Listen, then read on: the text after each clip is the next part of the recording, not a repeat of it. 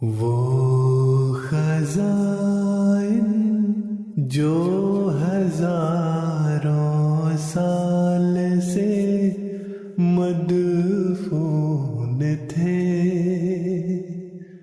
اب میں دیتا ہوں اگر کوئی ملے امیدوار، کوئی ملے امیدوار۔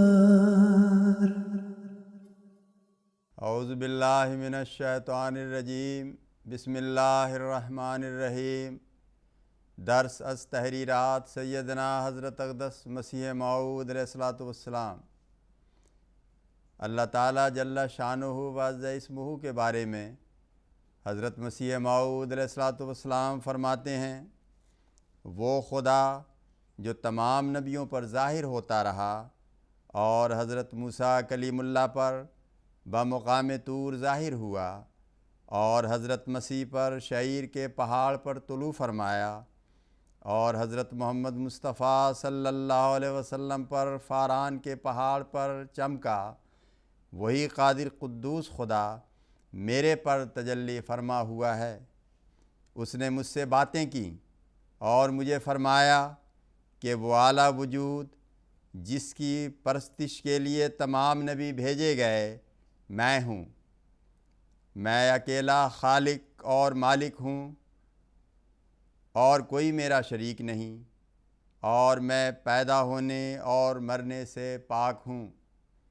ضمیمہ رسالہ جہاد روحانی خزائن جلد 17 صفحہ 29۔ پھر حضور علیہ السلام فرماتے ہیں، وہ پاک زندگی جو گناہ سے بچ کر ملتی ہے وہ ایک لعل تاباں ہے جو کسی کے پاس نہیں ہے۔ ہاں، خدا تعالیٰ نے وہ لعل تاباں مجھے دیا ہے اور مجھے اس نے مامور کیا ہے کہ میں دنیا کو اس لعل تاباں کے حصول کی راہ بتا دوں۔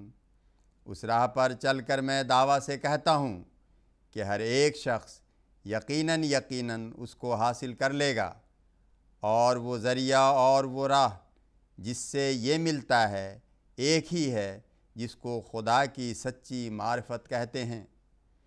در حقیقت یہ مسئلہ بڑا مشکل اور نازک مسئلہ ہے، کیونکہ ایک مشکل امر پر موقوف ہے۔